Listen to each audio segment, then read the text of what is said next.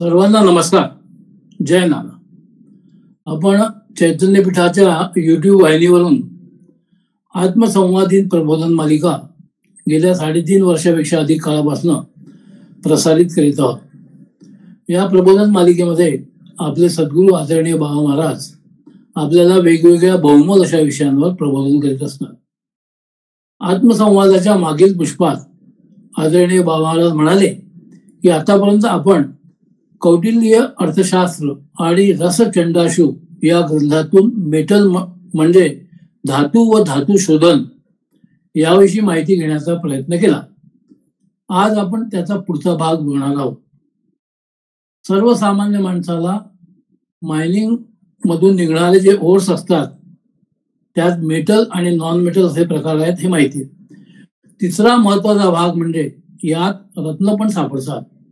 याला precious stones असे म्हणतात. तसेच सेमी प्रिशियस स्टोन पण सापडतात. याविषयी आपण आज बघणार आहोत. रसचंडाशु मध्ये हिरा, मोती, पोवळे अशा प्रकारची 9 महारत्ने सांगितले आहेत. हिराच्या सुद्धा पुरुष, स्त्री आणि नपुसक असे प्रकार आहेत. आयुर्वेदाच्या दृष्टीने अशुद्ध हिरा हा बरगड्या दुखणे, पंडुरोग वगैरे उत्पन्न करतो. हिऱ्याच्या शुद्धीकरणाचा एक प्रकारही त्यांनी इथे सांगितला.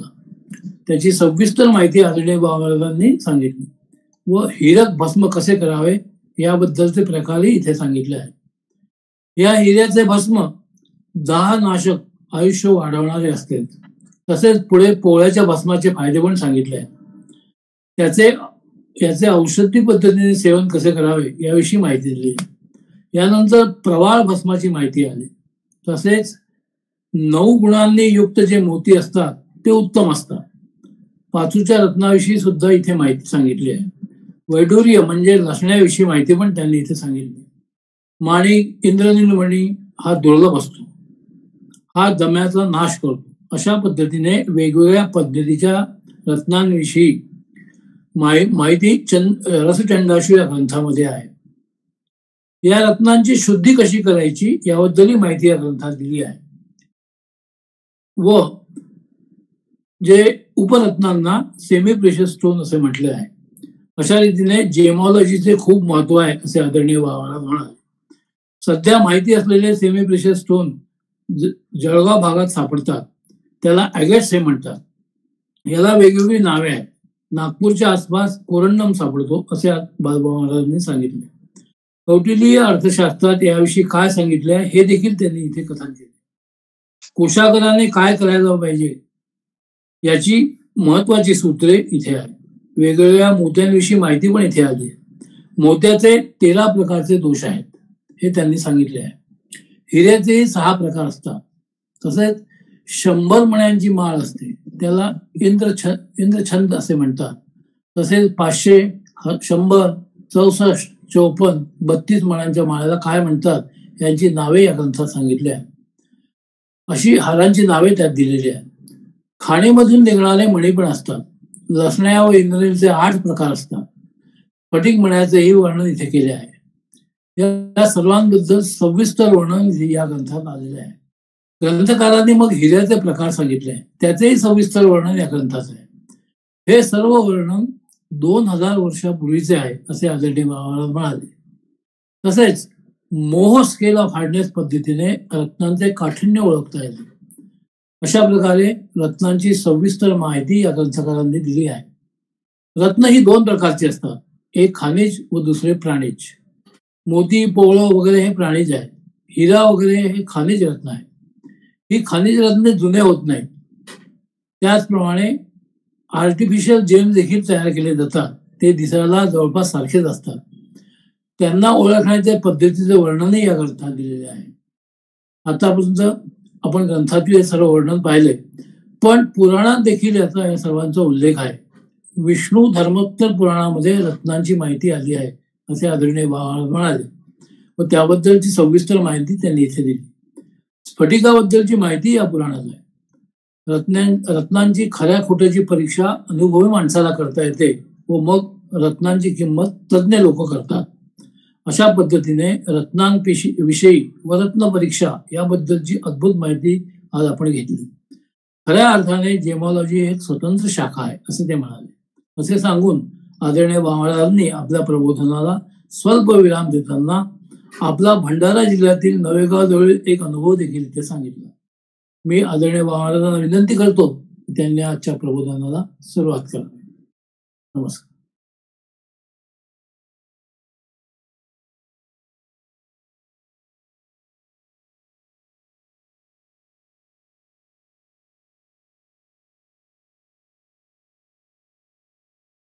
नमस्कार.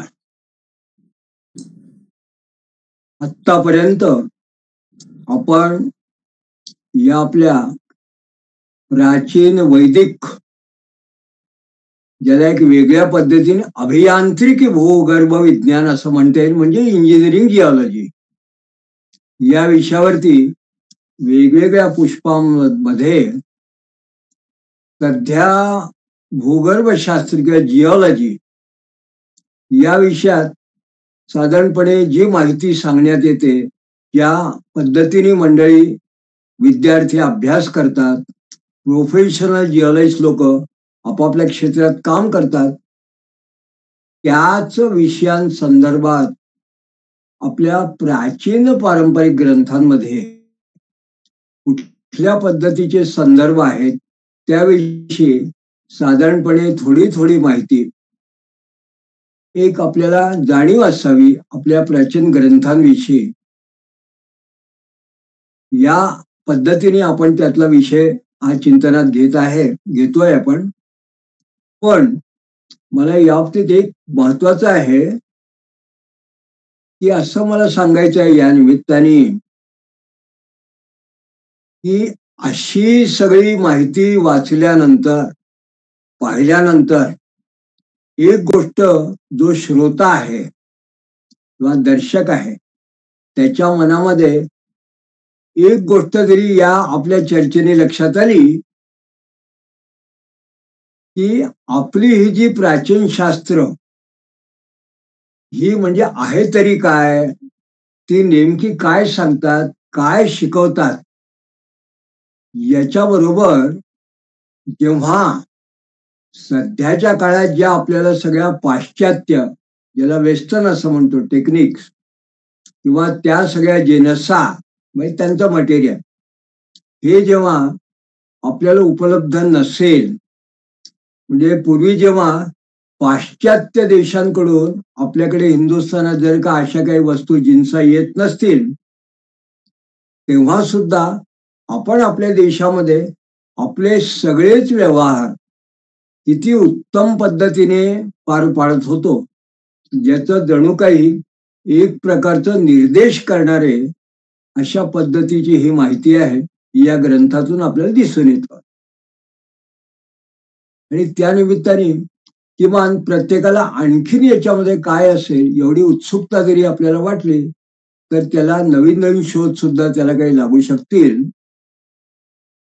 पण याच्या बाबतीत मला आणखीन एक महत्वाची गोष्ट अशी सांगायची आहे की जेव्हा या विषयामध्ये संशोधनपर आपण अभ्यास करायला सुरुवात केली, म्हणजे मी माझ्या PhD नंतर पोस्ट डॉक्टरेट अशा पद्धतीने, तेव्हा या काही माहितीचा किंवा हे जे तंत्र आहे ज्याला आपण टेक्निक म्हणू शकतो, किंवा ही जी माहिती आहे इन्फॉर्मेशन विशिष्ट, या माहितीवरून किंवा या अनुभवांवरून सध्याच्या काळात सुद्धा, चालू काळात आणि सध्याच्या परिस्थितीत सुद्धा आपण थोडाफार फेरफार करून या सगळ्या माहितीचा कसा उपयोग करू शकतो आपण, हा विचार ठेवून प्रत्येकाने या आपल्या विशिष्ट शास्त्रांचा अभ्यास केला पाहिजे अशी माझी धारणा आहे. आणि हा अभ्यास केल्यानं जर आपण नुसत्या प्राचीन गोष्टीचा शोध घेतला आणि आमच्याकडे ती माहिती उपलब्ध होती असं फक्त सांगण्याच्या ऐवजी हल्लीच्या व्यवहारात सुद्धा या गोष्टींचा आपल्या दैनंदिन व्यवहारात सुद्धा, म्हणजे अगदी माझ्या या इंजिनिअरिंग जिओलॉजी किंवा सिव्हिल इंजिनिअरिंगचा ज्यात महत्वाचा भाग आहे, मायनिंगचा ज्यात महत्वाचा भाग आहे, आपण जो मागल्या पुष्पात विचार घेतला जेमॉलॉजी, त्याचा भाग आहे. तर या आधुनिक शास्त्रात सुद्धा याचा कसा उपयोग होऊ शकतो, हे जर एखाद्याने विचार केला आणि त्या दृष्टीने आपण जर पाहिलं, तर या अनुभवांवरून आपलं हे शास्त्र आणखीन समृद्ध होऊ शकतो. मग आपण ह्या जी चर्चा करतो आहे याचं खरोखर सार्थक होईल असं मला वाटतं. तर आतापर्यंत आपण जेव्हा वेगवेगळे विषय घेतो तेव्हा मला कल्पना आहे की संपूर्ण जेमॉलॉजी रत्नशास्त्र एक स्वतंत्र शास्त्र आहे.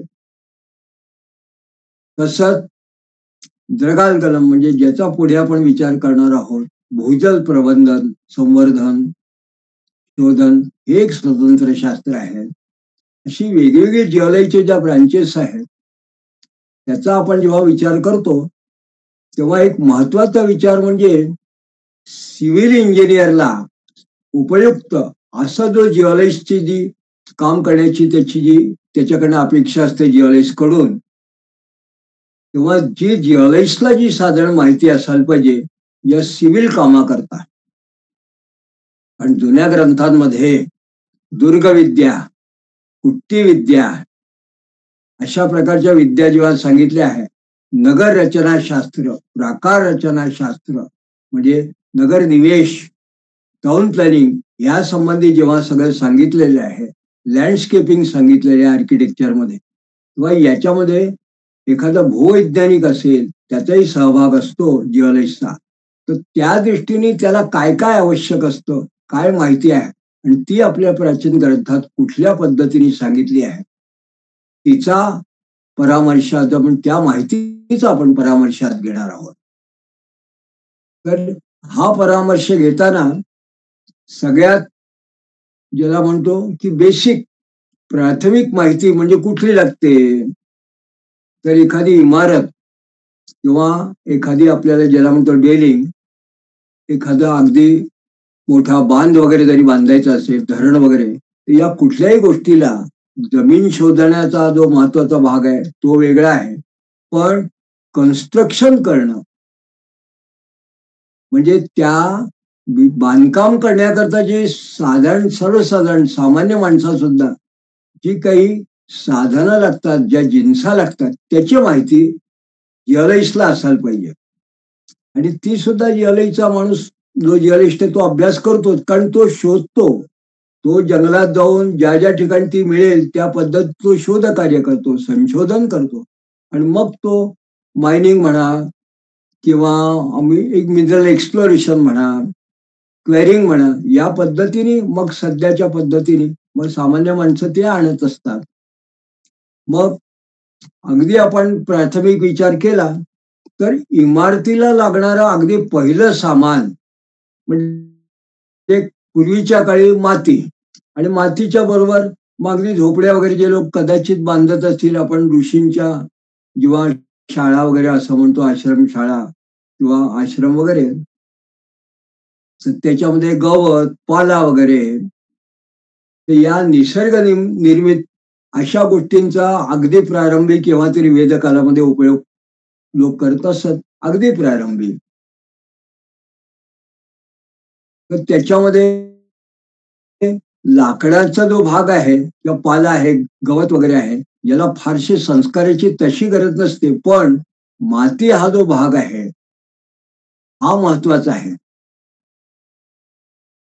कारण झाडं झुडपं वगैरे ती फक्त एकत्र करून जुळवायचीच असतात, पण मातीचं तसं नसतं. तर ती विशिष्ट पद्धतीने तू कुठल्याही कामाला, वेगवेगळ्या कामाला जी माती लागते ती तयार करावी लागते.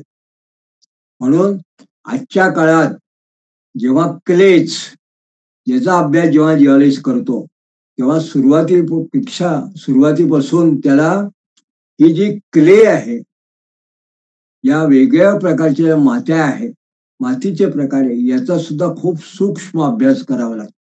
म्हणून आता आपण आज मातीपासून सुरुवात करणार आहोत. तर ही जी माती असते तिला तयार करावी लागते आणि या मातीची जी कृती जी आहे ही जी पारंपरिक पद्धतीने सांगितलेली आहे ती विशिष्ट पद्धतीने मळून तयार केलेली जी माती आहे त्याला कुट्टी असं म्हणतात. तर कुट्टी हा शब्द आज सुद्धा खेड्याबिड्यामध्ये लोक बघतात किंवा त्या दृष्टीने उपयोग करतात मातीला. आणि याला या पारंपरिक शास्त्रामध्ये कुट्टी विद्या असं काही ठिकाणी म्हटलेलं आहे. याला काय कुट्टी विद्या म्हणजे काय? सध्या जो एखादं काम करणारा असेल तो गारा असं म्हणतो. हा व्यावहारिक शब्द आहे. गारा तयार करणं. याला कुट्टी विद्या म्हटलेलं आहे. आणि हा साधा गारा किंवा ही कुट्टी ही कशा करता? तर अगदी खेड्यापाड्यात सुद्धा ही मातीच्या झोपड्या बांधायच्या. त्याच्याकरता ही सामान्य माणसं तयार करतात. पण पुढे जेव्हा शास्त्राच्या दृष्टीने आपण अभ्यास करतो ते अगदी सर्वसाधारणपणे ही माती जी आहे याच्यामध्ये 4 प्रकार महत्वाचे आहे. ते कोणची आहे?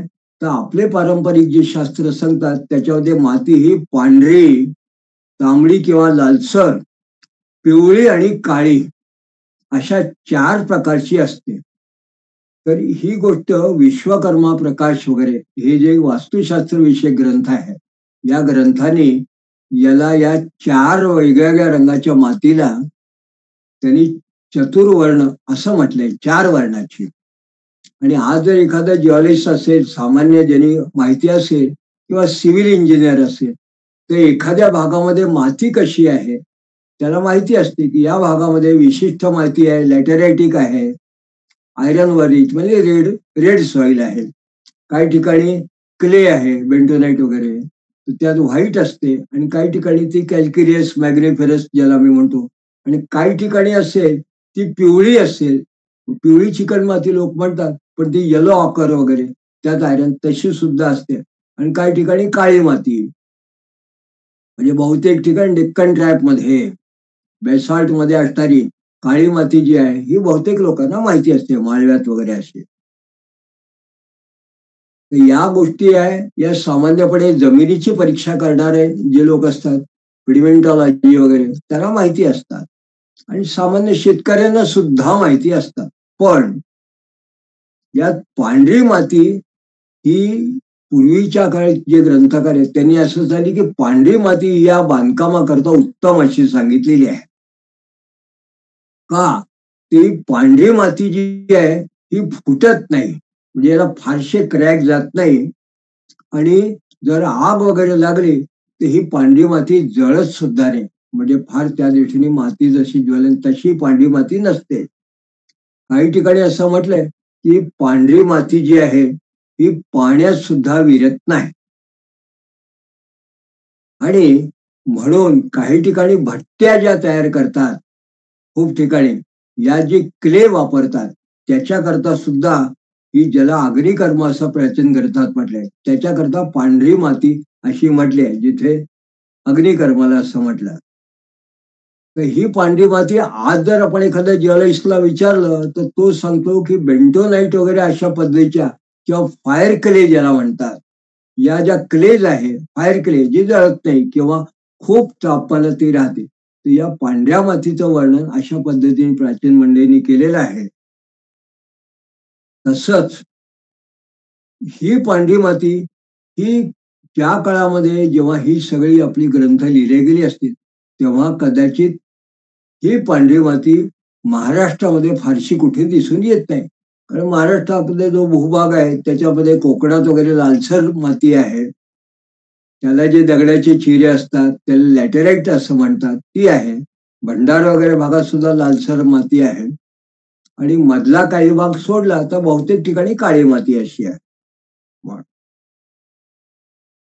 पण मग अशा काळामध्ये जर महाराष्ट्रामध्ये पांढरी माती फार मिळत नाही आहे, कुठे दिसत नाही, मग त्या काळामध्ये महाराष्ट्रात कसं हे तयार करत असतील असा जर सामान्य माणसाला प्रश्न असेल तर याला उत्तर म्हणजे प्राचीन ग्रंथकारांना असलेली विशिष्ट पद्धतीची माती कशी तयार करीत याचं असलेलं विज्ञान किंवा सायन्स.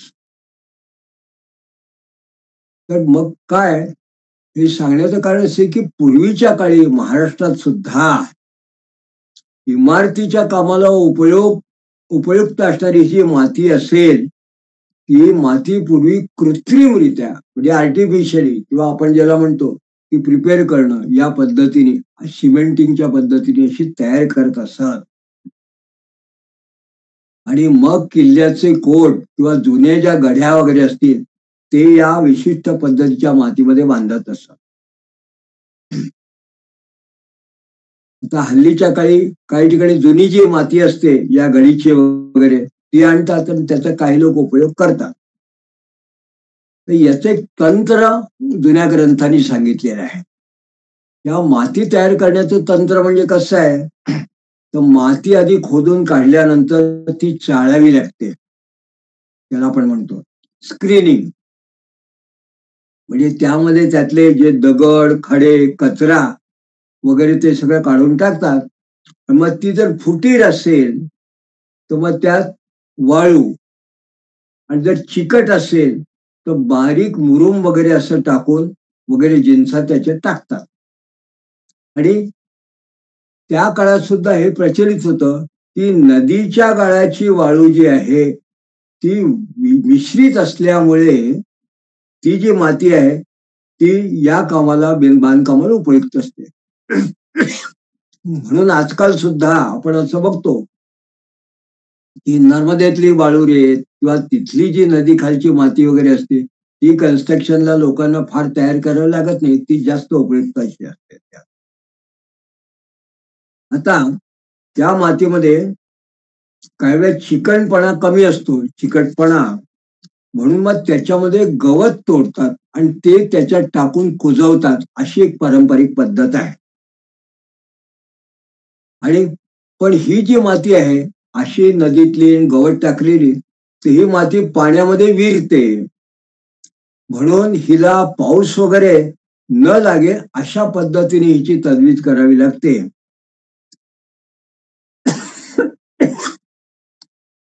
तर हा जो विषय आहे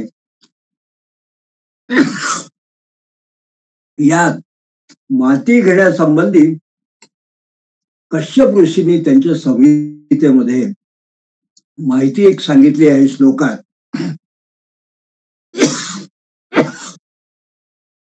ही माहिती अशी आहे की तनुवालुक संयुक्तम तनुक्लेशक नखक्षमम पंकम संग्राह्य पात्रेषु जलम संस्रवयेत तत्त पात्रस्थ शोषयेत पंकम यावत दल्पम दृढम भवेत ईश द्रव्य समायुक्तम हस्ते पिंडम यथा भवेत. कश्यप संहितेमध्ये 7व्या पटलामध्ये हा श्लोक आहे.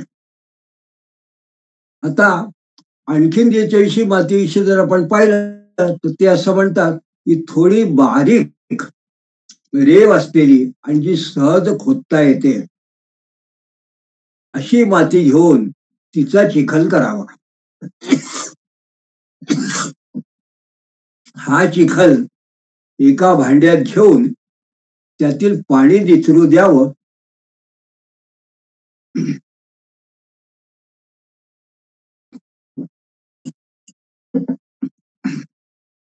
आणि मुठ्ठीत घेतलं असताना त्याचं मुटकळ होईल इतकं पाणी त्यात राहू द्यावं.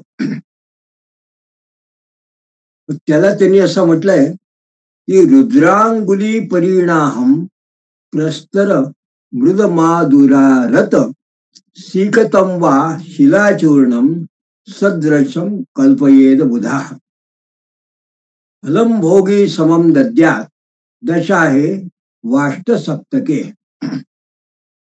हा कश्यप संहिता पटल 78. म्हणजे अशी जी माती असेल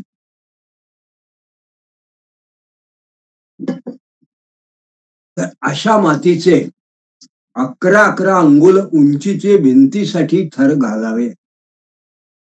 या मातीत जरूर तर बारीक वाळू किंवा दगडांचा भुगा योग्य तितका माती तडकू नये या बेताने घालावा.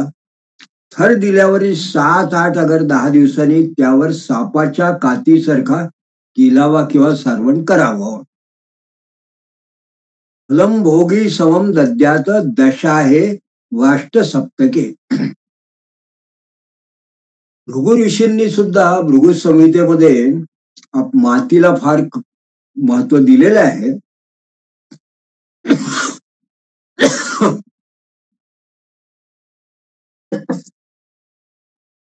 पण मातीपेक्षा त्यांनी दगडाला जास्त महत्व दिलं.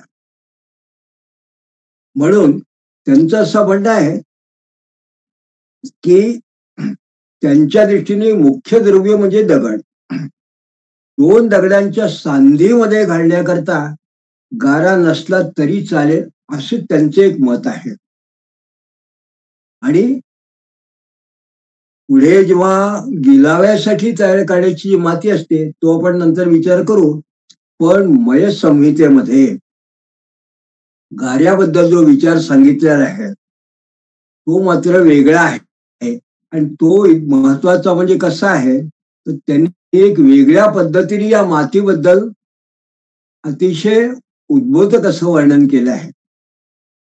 तर मयमतम या ग्रंथातला 15वा अध्यायामध्ये जे वर्णन आहे त्यात ते असं म्हणतात, उपरम पांडुरम कृष्णम चिक्कणम ताम्रपुल्लकम मृदश्च तास्तेव गृहीयात्ता तमुपुलकम अशर्कराश्वमूलास्थि लोष्टम सतनुवालुकम एकवर्णम सुखस्पर्शम इष्टम लोष्टे टिकादिशु.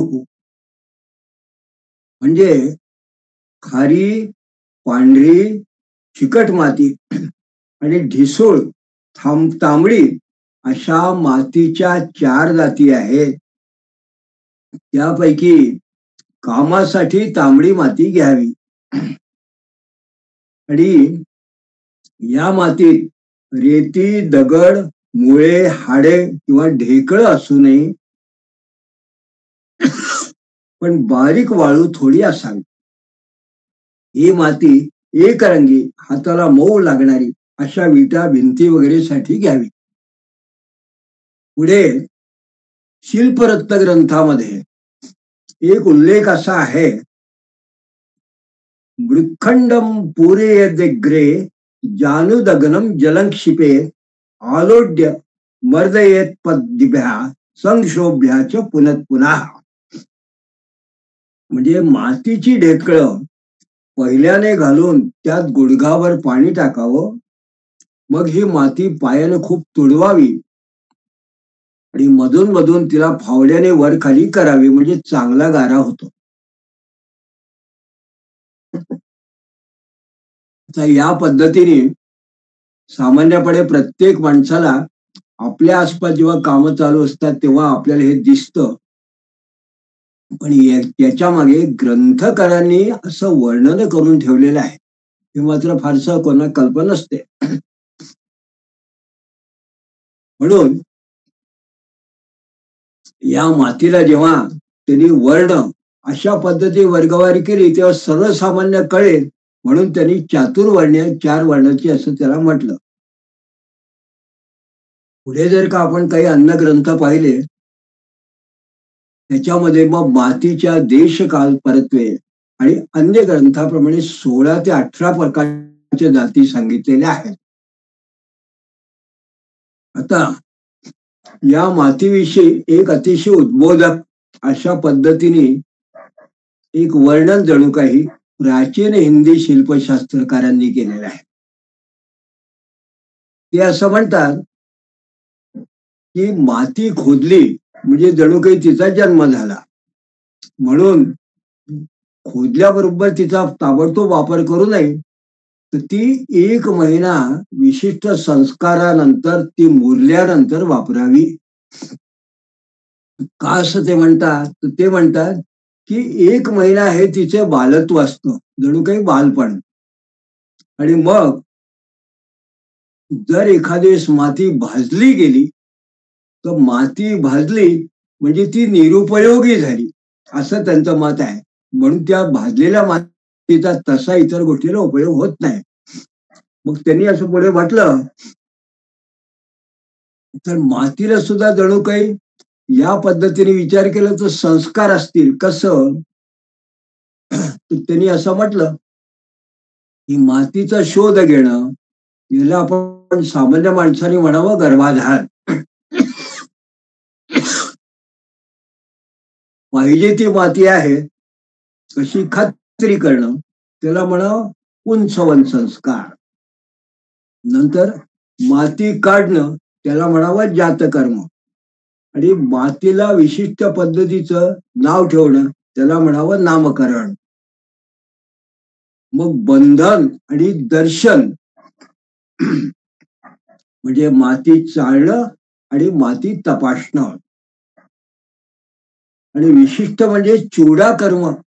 हे सामान्य माणसाला पारंपरिक वैदिक आहे, तर यांनी असं म्हटलं की चूडा कर्म म्हणजे कसं आहे की मातीचा चिकटपणा तपासणं. मग संकर म्हणजे मातीत गवत, ताक वगैरे असं मिसळणं. आणि प्रस्थान म्हणजे जो बिघडलेला गारा असेल तो रद्द करायचं. आणि जणू काही त्याचा संस्कार, शेवटला संस्कार म्हणजे रद्द केलेला जो भाग असेल तो फेकून देणं. तर अशा पद्धतीने जणू काही यांनी ती मातीचं संस्काराचं वर्णन केलंय थोडक्यामध्ये. की माती कशी तयार करायची हा सगळ्या एखाद्या माणसाला. पण अशा पद्धतीची जी माती आहे, तर या मातीचा सगळ्यात महत्वाचा जो भाग आहे तो कशा करता. तर आता साधारण सामान्यपणे लोक वाळू वापरतात. मातीचा नवीन घरांमध्ये फारसा उपयोग होत नाही. म्हणून सामान्य माणसाला मातीचा इतका काही प्रसंग येत नाही. हे आजच्या काळातली जी मंडळी ऐकत असतील त्यांना कल्पना आहे की अगदी आता माती म्हणजे हे खेड्यामध्ये कुंभार वगैरे हे जे करतात, मडकी घडवणारे, यांना पुरता मातीचा भाग आहे. आता तो काही काळ राहिला नाही. पण मला आता या निमित्ताने असं सांगायचं आहे, आज सुद्धा मातीचा खरा उपयोग कशा करता आहे, तर विटांकरता. विटा तयार करण्याकरता मात्र मातीच लागते. सामान्य माणसाला विटा या मातीच्याच त्याला लागतात. म्हणून माती तशी महत्वाची आहे. मग प्राचीन काळी जे ग्रंथकार आहे त्यांनी या मातीच्या बरोबर या विटांचं सुद्धा वर्णन केलेलं आहे. या विटांचं वर्णन करताना आपल्याला एक सगळ्या संहितामधून असणारी एक साधारण माहिती आहे, ती मुद्दाम आपल्याला या संस्कृत श्लोकामधून म्हणून दाखवतो. कारण थोड्याफार फरकाने बहुतेक भृगु संहिता, कश्यपणा, मयमणा याच्यात ही माहिती दिलेली आहे. सगळ्यात महत्वाचं म्हणजे विटांना इष्टका असं म्हटलेलं आहे. इष्टिका म्हणजे वीट. कदाचित वीट हा शब्द ईट आणि इष्टका याच्यावरून आला असावा अपभ्रंश होऊन, पण इष्टका असा मूळ शब्द आहे. यात त्यांनी असं म्हटलं आहे, ततक्षीरागरेरीश काथ काथ त्रिफलांबुधी बुभी मर्दयेन मान समात्रम तू तत्कर्म चले नरे हे. अथ दारुमयम काष्टम उक्त लक्षण संयुक्तम कृत्वा चांगुली बाहुल्यम सर्वेशा साधनम भवेत भासितोद्भुलितां कृत्वा फलकाम अपिनादनम मृष्णा प्रस्तारयेतस्तस्या यथोक्त बहला पुनः तंताड्यंच समाकृत्वा तस्या विन्नस्य साधनम परिवे कृत्वा तदग्नेच कीलेर्वेण्वा दिनिमित्ते छिद्यांत पार्श्वोच मूलंच सर्वत्रेवम विधी स्मृता. हा जो आहे हा श्लोक असं सांगतो की आपण जेव्हा गाऱ्याचा मघा विषय आपण बोलत होतो, तर गारा तयार केल्यानंतर त्यात क्षीरद्रुम, अगर झाडांच्या विशिष्ट जे साली असतात त्यांचा काढा, त्याला क्षीरद्रुम असं म्हटलंय. आणि त्रिफळा याचं पाणी घालून गारा तुडवून माहितगार अशा माणसाकडून तो महिनाभर तुडवून घ्यावा तो गाडा. आणि त्यानंतर मग त्याची वीट तयार करावी. मग त्या विटांची मापं दिलेली आहेत, त्याप्रमाणे निरनिराळ्या मापांची एक बोट जाड अशी विटांनी गुण्यात करावी. एक लाकडी फळी घेऊन ही फळी आणि विटळ राखेनं माखावं. मग त्या विटाळ्यात तयार केलेला गारा जो असतो त्या सांगितलेल्या मापात भरावा. म्हणजे ती विटाची जी आपण मोजमाप करतो, तर सध्या आपण किती इंच, अमुक इंचाची वीट, इतक्या सेंटीमीटर वीट जे म्हणतो, तर त्या काळामध्ये अंगुल्य माप, अंगुल, इतके अंगुल. म्हणून ते असं म्हणतात, कृत्वा चांगुली बाहुल्यम सर्वेशाम साधनम भवे. सगळ्या प्रकारच्या विटा या अंगुली परिमाणाने करायच्या असतात. मग ही जी फळी विटाने राखीने माखलेली आणि त्या विटाळ्यात तयार केला गारा त्या विशिष्ट मापात भरावा, तो दाबून त्या विटाळ्याच्या काठाबरोबर करावा आणि बांबू किंवा दुसऱ्या तशात कशा तरी कांबीट घेऊन त्या विटेवर खून करावी. म्हणजे त्या विटेला आपण जो मार्क करतो तशी, आणि मग जास्त असलेला गारा कापून काढावा. याप्रमाणे सर्व वेगवेगळ्या पद्धतीच्या आकाराच्या जातीच्या विटा तयार कराव्या. मग या विटा जर वाळल्या, म्हणजे जरा वाळल्या, म्हणजे मग त्या उलथ्या पालथ्या करावा. मग भिन्न आकार देण्यासाठी कोपरे वगैरे कापून फिरून जरा ठोकाव्या. आणि त्यांनी असं म्हटलंय की संताड्यांच समाकृत्वा तस्या विन्यस्य साधनम. म्हणजे भिन्न आकार देण्यासाठी कोपरे वगैरे कापून फिरून जरा ठोकाव्या. संताड्य शब्द त्यांनी असं ताडण करावं असं त्यांनी म्हटलं आहे. आणि मग कौलासाठी कोपरे जरा ठोकून एकात एक बस्ते करावे. मग सावलीत त्यांना वाळू देऊन भट्टीत खाली सांगितल्याप्रमाणे भाजाव्या. भट्टीत. तर त्यांनी असं म्हटलंय की ही सगळी जी प्रोसेस आपण म्हणू आजच्या पद्धतीने तंत्र, हे सांगत असताना त्यांनी काय म्हटलंय, या विटांच्या नेमक्या किती पद्धती, किती जाती असतील, तर हे आजच्या काळातल्या अभ्यासकांना, विद्यार्थ्यांना थोडं रंजक असं वाटेल. म्हणजे ग्रंथकारांनी सांगितलं आहे त्यात त्यांनी असं म्हटलंय, या विटांच्या साधारणपणे 11 प्रकारच्या जाती सांगितल्या आहेत. 11 प्रकार. त्यांना मी आपल्याला जे नाव सांगतो, त्या विटांच्या ज्या 11 जाती आहेत त्या अशा आहे: निव्रलोष्ट, ऊर्ध्वलोष्ट, तुर्यलोष्ट, क्रूरलोष्ट, घस्त्रलोष्ट, कीललोष्ट, कुशाग्रलोष्ट, थुलामलोष्ट, गतर्कोणलोष्ट, गर्तकोणलोष्ट, कोणलोष्ट आणि पुटलोष्ट. अशा 11 प्रकारच्या विटांच्या अशा आहेत. त्यांनी आणखीन वर्गीकरण असं म्हटलं की काही विटा स्त्रीलिंगी, काही पुल्लिंगी. आणि त्याचं वर्गीकरण कसं आहे, की ज्यांची लांबी, रुंदी, जाडी ही सारखी असेल त्या विटांना पुल्लिंगी असं म्हणायचे. आणि जरी त्यांची एखाद्या विटेची एखादी कोणती तरी बाजू एका अंगाला मोठी आणि दुसऱ्या अंगाला लहान असते, तिला स्त्रीलिंगी म्हणायचं. तर अशा स्त्रीलिंगी विटा म्हणायचं कारण काय किंवा करायचं कारण काय, तर अशा विटा पूर्वी कमानी किंवा नलिका ज्याला म्हणतात, अशा करता अशा राऊंड वगैरे लागतात, म्हणून त्याला स्त्रीलिंगी म्हटलं आहे. आणि हे वर्णन कशावरती आहे, तो मूळ श्लोक असा आहे: सर्वत्र समविस्तार स्तुल्या शिव पुरुष वेष्टिका. म्हणजे अशा सर्वत्र सम असलेल्या पुरुष वेष्टिका. स्थूल मूलेष्टका स्त्री स्याद अग्रस्थूल नपुंसका. ईशदुत्तनगम मूलम नतम वाग्रम उदाहरत.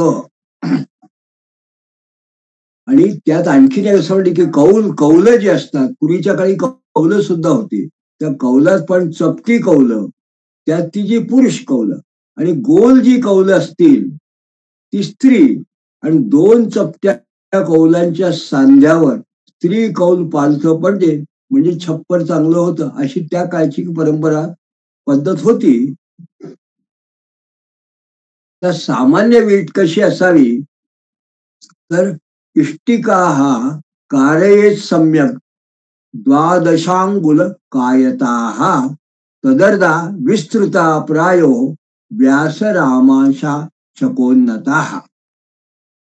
म्हणजे विटा या सामान्यपणे 12 अंगुल लांब, त्याच्या निम्मे रुंद आणि रुंदीच्या निम्म्या म्हणजे अर्ध्या जाड अशा असाव्या. विटांची भिंत घालताना सांध्यावर सांधा येऊ नये म्हणून निरनिराळ्या मापाच्या या 11 प्रकारच्या विटा सांगितल्या आहेत. त्यात आपण मगाच्या विटा म्हटल्या त्याच्याबद्दल थोडीशी माहिती अशी आहे की काही ग्रंथकारांनी नंतर यांची जेव्हा विस्तारपूर्वक माहिती देण्याचा त्यांनी प्रयत्न केला, तर त्यात त्यांनी माहिती जी दिली ती फक्त थोडी उद्धृत करतो.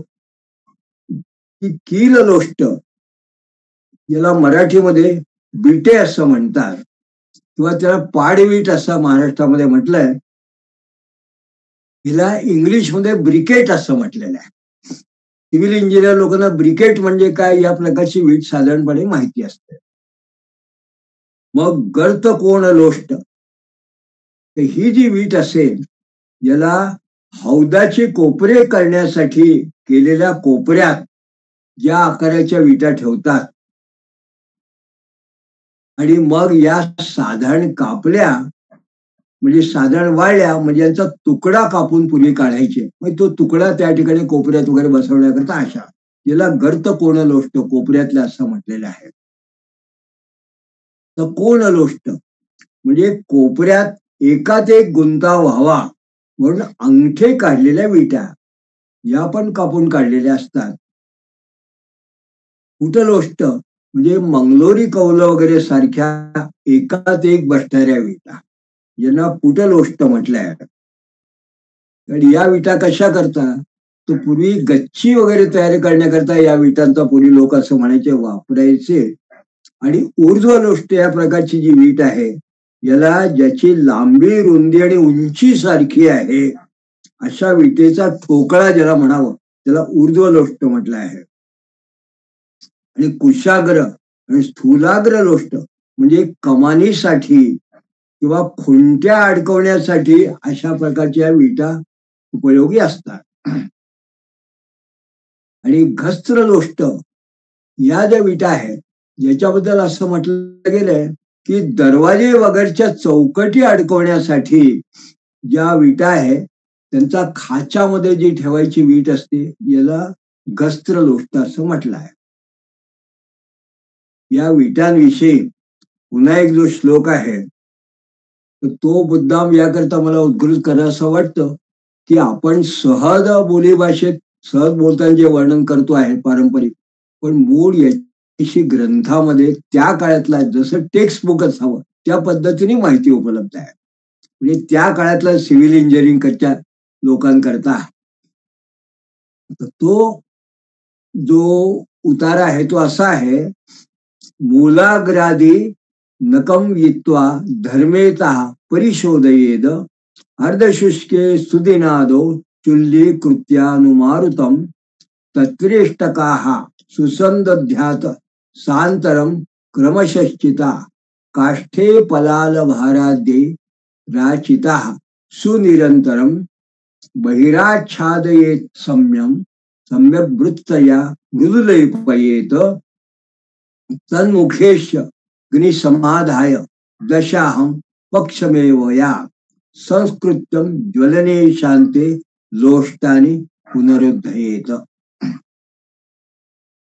जे विटांचं एक तोंड किंचित जाड असल्यामुळे आणि हे सर्व सामान मूळ खाली करून वापरायचं असल्यामुळे मूळ कोणचं आणि अग्र कोणतं हे समजण्यासाठी विटेवरती खूण केली पाहिजे. मग विटा वाळल्यावरती सुदिन, सुदिन याचा अर्थ पाऊस वगैरे नाही अशा दिवशी मेघच्छन्नेदी दुर्दिनम असं त्यांनी जसं म्हटलंय. म्हणून या ठिकाणी अर्धशुष्के सुदिनात गाव असं त्यांनी या श्लोकात म्हटलं. म्हणजे ज्या दिवशी पाऊस वगैरे असा ओलावा नसेल त्या दिवशी. याचं कारण असं म्हणायचं मुद्दा मी सांगतो. तर अमरकोशांनी वगैरे असं एक ठिकाणी वर्णन केलं आहे की मेघांनी जर आभाळ भरला असेल तर त्याला या दृष्टीने दुर्दिन असं म्हणावं.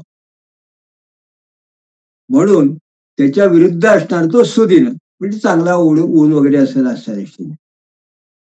हे पाहून सुदिन पाहून वाऱ्याकडे तोंड करून चूल म्हणजे भट्टी या विटांकरता तयार करावी. आणि मग विटांमध्ये थोडं थोडं अंतर ठेवून त्या विटा भट्टीत नीट रचाव्या. 33% सुसंदध्यात सांतरम क्रमशिस्तता व्यवस्थितपणे त्याच्या रचाव्या. मग भट्टीत खाली मोठी लाकडं आणि मग बारीक लाकडं, मग पळकाट्या बारीक आणि शेवटी गवत कचरा वगैरे टाकून मग ती भट्टी बंद करावी. काष्टे पलाल भारा देच्या रचिता सुनिरंतरम. आणि मग भट्टीला बाहेरच्या अंगाने चांगला गिलावा करावा. चांगला बहिर्छादेत सम्यक मृत्यया मृदुलेपया चांगल्यापैकी छानपैकी बाहेरून गिलावा करावा. आणि मग पुढच्या तोंडी ठेवलेल्या भोकाशी विस्तव द्यावा. आणि ही भट्टी 10 किंवा 15 दिवस जळू द्यावी.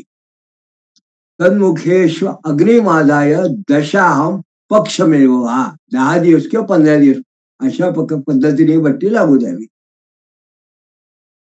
आणि मग संस्कृत्यम ज्वलंते शांते, ती सगळी आग सगळी भट्टी ती शांत झाली म्हणजे विस्तव विजला, मग विटा बाहेर काढावा.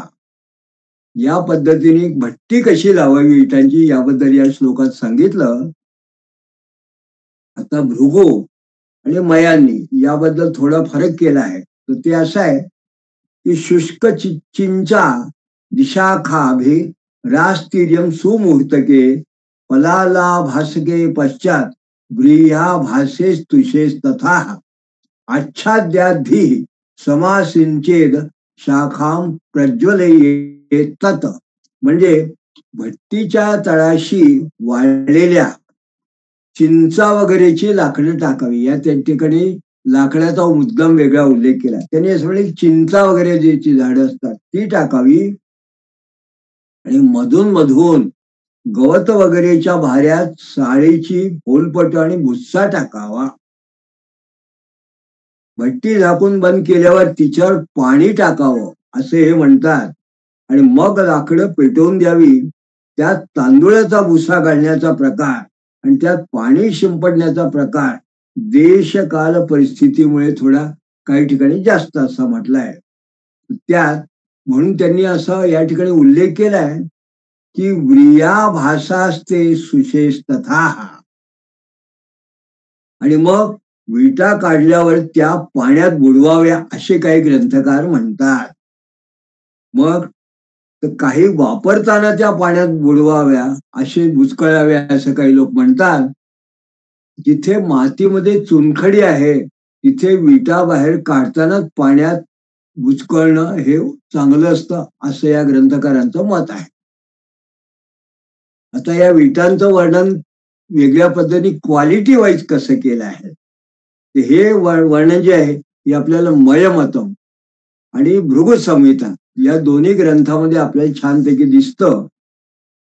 तर मय मतामध्ये अध्याय 12व्या असं म्हटलं आहे सुस्निग्धा समदग्धाश्च सुस्वनास्त सुषा सुशोभना स्त्री पुण्य सुंस्का हद्भ्या योजयेत्ता यथाक्रमम इष्टका बहुशा शोष्या समदग्धा पुनश्चताः एकद्वि त्रिचतुर्मास समतीत्यैव विचक्षणाः जले प्रक्षिप्य यत्नेन जलाद्भुत्यता पुनः निराद्रास्ता प्रयोक्तव्या इष्टका इष्टकर्मणी. हे मयासूर आपल्या संहितेत सांगतो. आणि भृगु संहिताकार असं म्हणतात, स्नुसुस्निग्धा समदग्धाश्च सुस्वरास्ता सुशोभना स्त्रीलिंगाश्चपि पुल्लिंगा भेदछिद्रादि वर्जिता. म्हणजे थोडक्यात भावार्थाने सांगायचं तर चांगल्या गुळगुळीत सारख्या भाजलेल्या चांगल्या आवाजदार आणि आकाराने सुंदर अशा विटा त्या ठिकाणी जशा पाहिजे तशा लिंगभेद पाहून वापराव्या. विटा वरचेवर पाण्यात भिजवत जाव्या. त्या भट्टीतून काढल्यानंतर 1, 2, 3, 4 महिने गेल्यावर त्यांना पाण्यात टाकून आणि पाण्यातून कष्टाने बाहेर काढून जरा कोरड्या झाल्यावर जिथे वापरायच्या तिथे वापराव्या. भृगूंनी विटांच्या गुणामध्ये त्यांना भोकं पाडून अगर त्याने चीर गेलेली नसावी असं थोडं वेगळं त्यांनी जास्त सांगितलं आहे. भेद छिद्रादी वर्जिता. चीर गेलेली असेल, भोक पडले असेल ते वापरू नये. आता विटांचे सुद्धा जेव्हा पांढरी, तांबडी, पिवळी, काळी म्हणजे लाल अशी जे विटांची 4 प्रकार होतात, त्यात पांढरी विट उत्तम, तांबडी म्हणजे लालसर असेल ती मध्यम, पिवळी साधारण आणि काळी वीट जी आहे ती अधम किंवा वाईट असं म्हटलं जात. आणि काही वेळा काय असते की खंगर नावाचा एक विटेचा प्रकार बोली भाषेत जो म्हटला आहे ती काळी असते, पण ती खऱ्या रंगाने काळी नाही आहे. तर वीट जितकी कमी पाणी पिईल तितकी चांगली असा यातला एक महत्वाचा भाग या विटेच्या परीक्षेत असतो. जितकी कमी पाणी पिईल. मग याच्याकरता काय करावं तर कोरडी वीट आधी वजन करावी. कोरडी वीट वजन करावी. ती पाण्यात दिवसभर ठेवल्यानंतर वजन विटेच्या 1 पर्यंत चालतं. इतकं वाढलं 1 वजन तरी चालतं. ह्याच्यापेक्षा जर जास्त झालं तर ही वीट जास्त पाणी पिणारी आहे असं समजायचं. आणि कौल जे असतात ते कौलांची सुद्धा अशीच परीक्षा आहे. ही त्या काळामध्ये ही विटांची परीक्षाची एक पद्धत होती. आज सुद्धा काही मंडळी या पद्धतीने विटा तपासत असतील. पण आजच्या काळात महत्वाचं म्हणजे आधुनिक आर्किटेक्ट किंवा शिल्पज्ञ ज्याला आपण म्हणतो ते कमानी वगैरे साठी ज्या विटा असतात त्या सुद्धा तपासून मग पाहतात.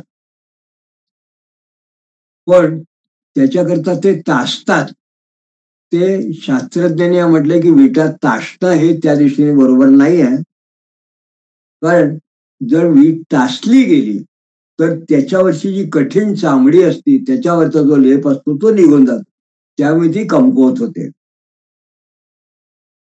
म्हणून पूर्वीची जी वीट काम सांगणारे जे ग्रंथकार आहेत त्यांनी असं म्हटले की त्या चांगली वीट तासून मग हवी तशी करण्याच्या ऐवजी त्या आकाराचीच वेगळी भट्टीची वीट तयार करायची. म्हणून त्यांनी हे 11 प्रकार सांगितले असं या प्राचीन हिंदी शिल्पशास्त्र ग्रंथकारांनी त्यांना म्हटलं आहे. आणि त्यांनी हे सांगितलं की बरंच काम जेव्हा अशा पद्धतीने असेल तेव्हा तशा पद्धतीच्या विटा तयार कराव्या. आता आजच्या पद्धतीने आपण जेव्हा विचार करू तेव्हा पांढरी वीट म्हणजे फायर ब्रिक ही या नावाने ओळखली जाते. आणि मग इतर विटा ज्या असतात त्या तर आपल्याला माहिती असतं. पण अग्निकर्मामध्ये म्हणजे भट्ट्यांना ही पांढऱ्या रंगाची वीट आहे आणि तशीच माती लागते. पण इतर ठिकाणी जी वीट आहे त्याला लाल वीट पण त्याला क्षत्रिय अशी वीट म्हटली. आणि अगदी सामान्य जिथे काम असेल तिला मग काळी आणि पिवळी अशी वीट चालते. आता हे जसं सांगितलं आहे की विटा तयार झाल्यापासून 6 महिने किंवा 1 वर्षपर्यंत त्या बाल असतात, असं त्यांनी म्हटलंय. हे म्हणजे त्या काळात त्याचं वय म्हटलंय. मग ती 6 महिनेपर्यंत साधारण त्या वापरू नये, असंही काही एका अर्थ आपण म्हणू शकतो. पण नंतर मग त्या जीर्ण झाल्या, म्हणजे खऱ्या अर्थाने पक्क्या झाल्या, की मग त्यातनं त्यांना वापरायला सुरुवात करावी, असं एक मत या जुन्या ग्रंथकारांनी सांगितलंय. पण ती जीर्ण झाली हे कशावरनं समजावं? जेव्हा वीज झरू लागते, त्यातला भोगा वगैरे बाहेर पडायला लागला, की ती जीर्ण झाली असं समजा. आणि ही जी बाल आणि वृद्ध किंवा जीर्ण ही विटेची परीक्षा का म्हटली आहे?